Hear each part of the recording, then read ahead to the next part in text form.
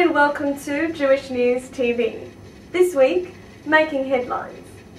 Sydney shock jock Carl Sandilands was taken off air indefinitely on Wednesday over remarks that comedian Magda Szubanski would lose more weight if she went to a concentration camp. Szubanski, who is the face of weight loss company Jenny Craig, said she was not offended but found the comment abhorrent.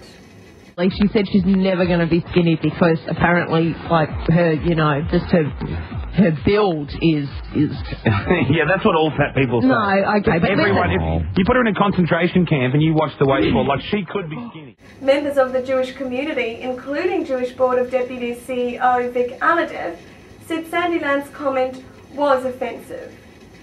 Millions of people have been killed in concentration camps throughout history. In Cambodia, in Bosnia, in the Holocaust. There is no place at all for events of such magnitude to be trivialized, for events of such inhumanity to be trivialized. It is also important to make the point that at no stage did the Jewish community call for Mr. Sandilands' suspension, that it was entirely a matter for the station itself. Meanwhile, educators including Shalom Institute's Peter Jones-Pellach and Monash University's Paul Forgas discussed the shortage of senior Jewish teachers in Australia. The teacher drought is forcing Jewish schools to look beyond Australia's shores or outside the Jewish community when appointing principals. To alleviate the issue, Jones-Pellach suggested parents and schools should encourage more Jewish school graduates into teaching fields.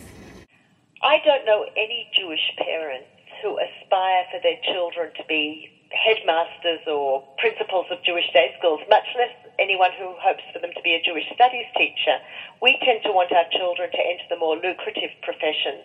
And even the school, in their very ethos, say that they want to get reach the maximum potential of every child, and they don't mean teachers.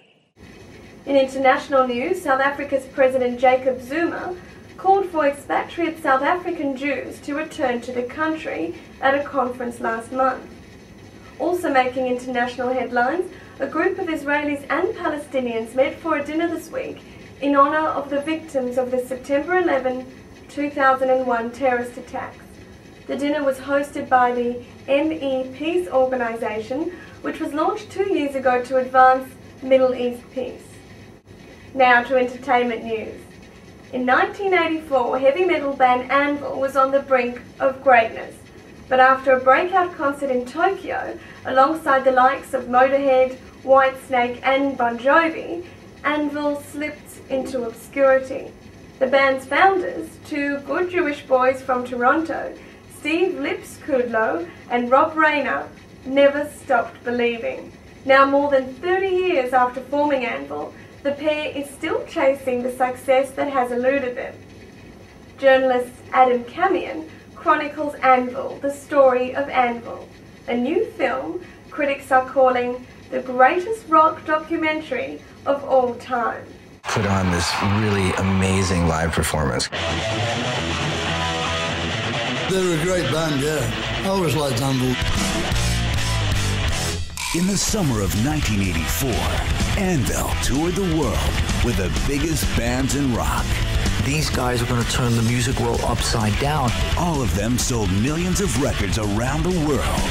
All of them but one.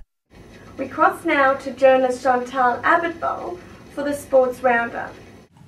Thanks, Lexi. Sydney first. The AJN's David Weiner spoke to CEO of NRL club the Bulldogs Todd Greenberg about all things rugby league, while Hakoah's senior football club will have plenty of time to reflect on a disappointing 2009, which could yet claim head coach Andrew Prentice.